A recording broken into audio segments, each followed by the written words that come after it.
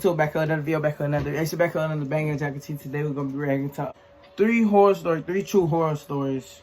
And shit, I guess man, have this thing called every Friday we're gonna do Horror Friday. Hashtag HF in the comment, and then y'all just send me some DM me on Instagram, and yeah, my social's gonna be at the top. Horror Friday gonna be every Friday. We gonna watch horror stuff, like something horror every Friday. So I'm gonna give y'all like 3 to 4 like horror stories or films or some shit. So anything that's scary. Like, comment, subscribe, and share this video. And yeah, let's check it out. The crazy woman came into my house. Oh! This story takes place in the summer of 2012. I'm a male, and I was 25 at the time. I was living by myself in a one-bedroom apartment that I had recently moved into after a messy divorce. It wasn't fancy, but I was pretty proud and happy to be living on my own once again. My apartment was located in a suburban part of the city that I lived in Missouri. One night, I had finished a closing shift at a local restaurant where I was an assistant manager. It was around midnight, and I was looking forward to a night of Comedy Central and beers. Seeing how my schedule rendered me a night owl, I returned to my apartment, took a long shower, and turned on the TV after opening my first cold one. I stayed up till around 3 a.m. watching stand-up comedy and drinking. I eventually turned the lights out and left the TV on as I drifted to sleep. Now, to give a visual, my apartment was on the second floor. The only window was in my bedroom, and there was a sliding glass door in the living room that led to my balcony. The front door led directly outside, and there's no way of seeing out that particular side other than a small peephole in the door. Around 4 in the morning, I was suddenly awakened by a frantic pounding at my front door. I'm talking constant beating that seemed like someone was trying to break the door with their fists. I immediately sprung up from the couch and ran to the door, wearing only a pair of basketball shorts. I looked out my peephole, and there was a silhouette by the orange glow of the security light. The figure looked to be that of a small girl. That's a girl woman. I freaked the fuck out, but I thought that maybe she was in some kind of trouble. Here's where I made a big mistake. I slowly and quietly unlocked the door to investigate. She then immediately turned the doorknob and threw her body weight into the door, forcing it open, and me against the wall. The only light on at the time was from my TV, and the next thing I knew, this girl was stumbling into my apartment like a zombie. I quickly turned a light on to see a dark-skinned, dark-haired girl, probably in her late 20s. She was about 5'4", maybe about 110 pounds, soaking wet. She wore a tank top and shorts. I'm not a big guy. I'm around 5'10" and 155 pounds, but I arrogantly consider myself physically superior to her. She turned towards me, and her eyes were closed. I immediately grabbed her by the arm, saying, "What the hell are you doing? This is my place, and you need to leave." She replied, "I have to come in. I'm cold." Got on her ass for that shit cool for tweaking. Talking about you cold.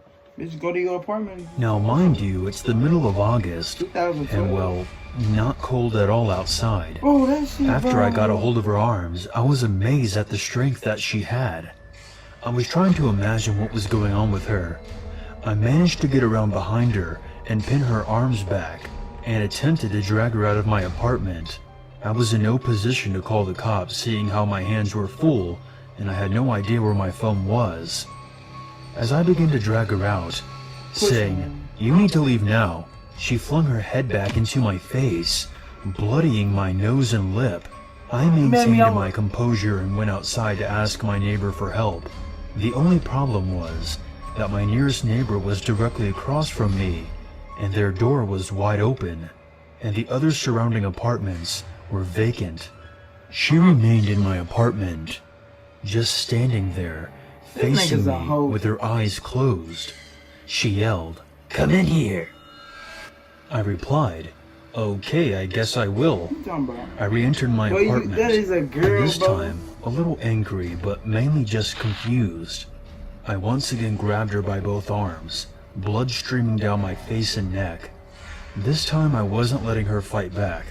I dragged her outside, and she put up a little resistance. I took her inside the apartment across from me, believing this was where she lived. After all the other apartments around me are empty. There appeared to be a tall, skinny Caucasian man passed out on the floor. I called for him, and he just moaned. After she was inside the apartment, I sat her down, and I figured that I would be a gentleman and introduce myself. My name is Jonathan, and you are? She just shouted, I'm cold. I ran back inside my apartment and locked my door. I found my phone between the couch cushions and called my apartment manager. The manager lived in the complex and had given me his cell phone number in case of an emergency. After telling him what happened, he seemed just as shocked and angry as me, and he said that he would handle it. Next thing I knew, about 3 cops, an ambulance, and the fire department were lining my street, lighting up the whole block. The police knocked on my door and took my statement, while the apartment manager fixed me an ice pack for my busted face. I declined medical attention, as well as pressing any charges, seeing how whoever this girl was, she was not of sound mind when she did this.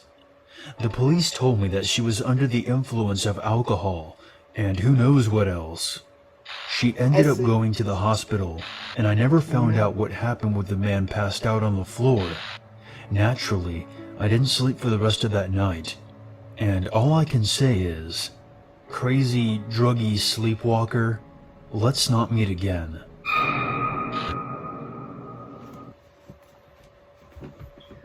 My name is Steve, and this happened 2 years ago. I worked as a police officer. I don't want you to think that I'm full of myself, but I was the best of the best at my job. Well, that's what my coworkers told me anyway. To tell the truth, the reason I became a police officer was because of my parents. When I was 17 years old, they were murdered by a criminal who never got caught. After that happened, I decided to catch him myself. Then, finally, became an officer of the law. One day, I got a report that a serial killer who murdered 20 kids and their parents was located nearby. I went to the scene as fast as I could to capture him, but it was too late. He was already gone. A week later, I was drinking coffee at a cafe before I got back home. About 5 minutes after, I got a sudden call from my wife, who was at home at the time with the children. There's someone in the house with a knife! She told me to come as quickly as possible, and I told her to lock herself in any room with the kids until I got home. I was about to come inside with one of my fellow officers. Just then, I heard my wife screaming and saw the man when I opened the door. I immediately shot him in his hand and saw it fly off onto the ground. The other officer knocked him out. I told my wife and kids to come out. Everything is safe now! I eased her mind and asked her how he got in. She answered that the door was broken when she came back home with the kids. After that, I was watching the news at my house. It was about the criminal who broke in and threatened my family. It said that he had raped multiple children before, and then I was shocked. According to the news, he was the same one who murdered my parents. I was terrified. I couldn't breathe. My hands were trembling. He was 39 years old back then and now received the death penalty. I'm so lucky that my family is safe from him. But I still think about what would have happened had I not arrived at the right time. Damn. Why you thinking like that, bro? You gotta get your head out the gutter, bro. This is the Horror greatest Story Animation 3. There are 2 types of people who work at McDonald's, or fast food places in general. There are ambitious, intelligent people who are trying to work hard to achieve a goal, in the hopes that one day they'll be able to quit for the sake of something better. And then there are the losers, those with no ambition who have given up and have no desire to achieve anything other than a weekly paycheck. I like to consider myself in the first category. As I was working hard to afford my apartment while taking classes at the local community college, I normally work the later shifts at the drive-thru window, which is the one spot most employees hated working the most. You constantly have to deal with extremely impatient, oftentimes very rude people who are on their phones or have music blaring, and oftentimes don't realize that I wasn't the individual who took their order, so it's not my fault if it's wrong. In addition to that, you're pretty much constantly on your feet and exposed to the elements. No matter how cold, windy, or rainy it is, you have to keep leaning out into it, wishing that you were in a warm car about to drive away from this place. My point being is please try to be more kind and patient with the drive-thru people. Yeah, some are lazy, but most are trying their best, and even though you only see them for about half a minute, a kind remark or a warm smile might make their day. Anyways, now that I've gotten that off my chest, I work the late shift with two people who I believe qualify for the second category of employees. Connie was a high school dropout who was almost always late and was never invested in what she was doing, and Harold was a deadbeat who often smelled like weed and only kept the job because otherwise his parents would throw him out of the house. He was 32 years old. So one night I was there after 11 p.m. by the drive-thru window on an extremely cold January night, flipping through the pages of my class notes and trying to keep warm by the fry machine. Connie was mopping while looking at her phone, and Harold was in the back probably getting baked in the walk-in cooler. That late at night, we rarely got customers, and if we did, they were almost always zonked-out college kids who used the drive-thru but never physically walked into the restaurant. I stood up and stretched my legs and told Connie that I was heading to the bathroom. It was around 11:30 at this point. I came back less than 5 minutes later, with Connie more or less in the same spot that she was before. I walked past her and turned the corner to return to the window, and froze dead in my tracks. There was a bald man in white face makeup and a black hoodie standing directly outside the window staring in. His eyes were wide, with a blank expression that read, "What kind of trouble can I create?" The figure made direct eye contact with me and smirked, and slammed his palm against the window. I had no idea what to do, and inside my head, the words, clown, mime, psychopath, danger, and death all exploded like fireworks. The window was already shut and locked to protect myself from the cold, but the doors were all unlocked, and this person could easily walk right in and grab any one of us if he wanted to. In my head, I kept referring to it as he, but honestly, I had no idea what the gender was. The outfit and makeup made the stranger look androgynous. Open. Drawing out the word like a snake. Now, even if the figure wasn't dressed like that, I was under no obligation to open the window. It's unlawful to serve walk-ups at the drive-thru window, certainly for their safety, but also for ours. I shook my head and backed away. I called over my shoulder, "Lock the doors." The whole time, this figure didn't break eye contact with me, and to the best of my memory, I don't even remember it blinking. It drew back its lips in a sinister smile, and I shit you not, its gums were black. I don't mean I was too far away that I couldn't see clearly. I mean its gums were as black as licorice. Open. It hissed again, louder this time. Its other hand slammed against the window, and it licked its lips with its tongue. Open. That's when a third hand slammed itself into the window. A left hand, and it was just as pale and as skeletal as the other two. I lost my shit. "Holy shit! Call the cops!" I screamed, and ran back into the office, which was the only room with a locking door and no windows. I heard Connie scream, "What the fuck?"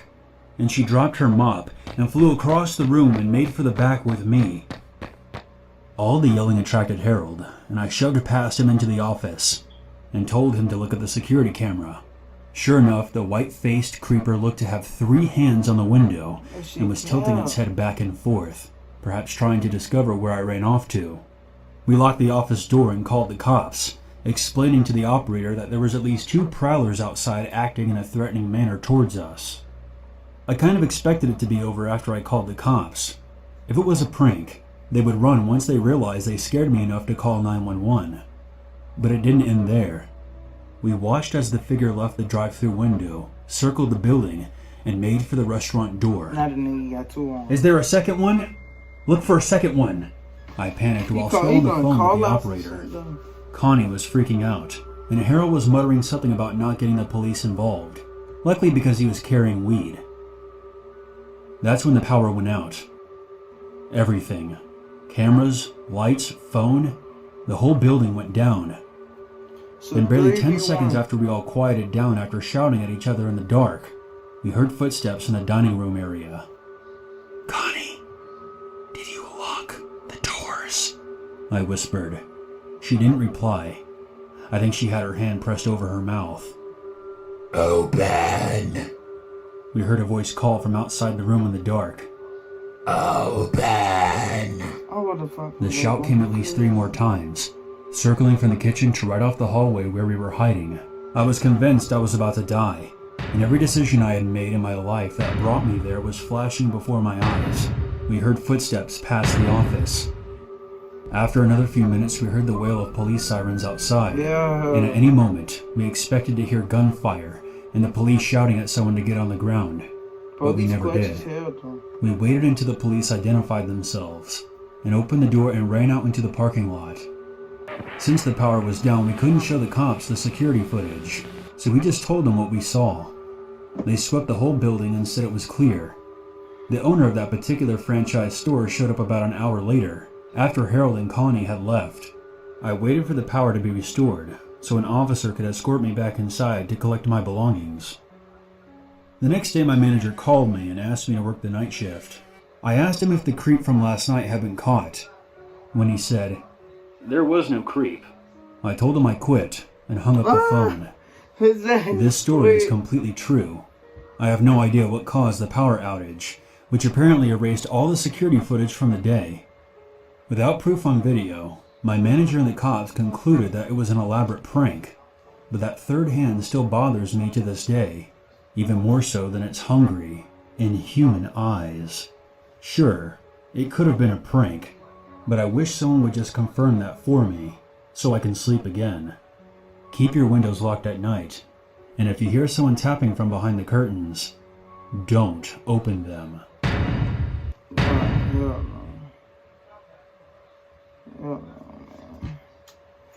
And like I was just gonna share this video, you already know this. Follow all my socials and shit. Peace.